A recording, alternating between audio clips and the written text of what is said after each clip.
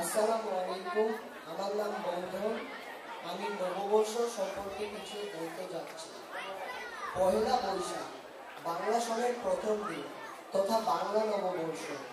দিনটি বাংলাদেশ ও ভারতের পশ্চিমবঙ্গে নববর্ষ হিসেবে বিশেষ উৎসবের সাথে পালিত হয়।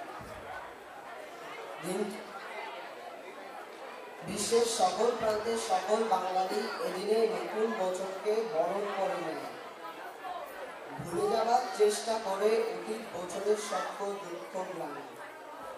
নববর্ষের শুরু 1584 খ্রিস্টাব্দের 10ই মার্চ বা 11ই মার্চ থেকে বাংলা সন গণনা শুরু হয়। তবে এই গণনা পদ্ধতি কার্যকর হয় আকবরের সিংহাসন আরোহণের সঙ্গে। প্রথমে এই সনের নাম ছিল ফসলি সন, পরে বাংলা নববর্ষ নামে পরিচিতি পায়। আকবরের সময়কাল থেকে পহেলা বৈশাখ উদযাপন শুরু হয়।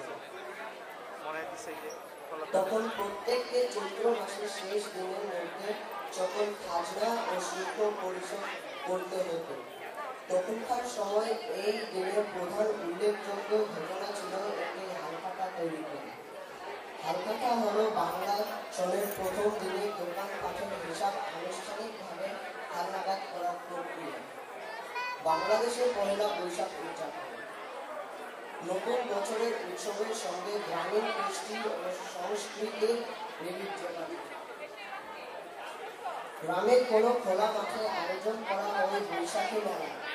মেলায় থাকে নানা রকম কুটির শিল্পজাত সামগ্রীর দোকান ও নানা রকম পিঠা পুলির আয়োজন। অনেক স্থানে ইলিশ মাছ দিয়ে পান্তা ভাত খাওয়ার আয়োজন করা হয়। বর্তমানে নানা রকম উৎসবের মাধ্যমে বাংলার মানুষ নববর্ষ পালন করে।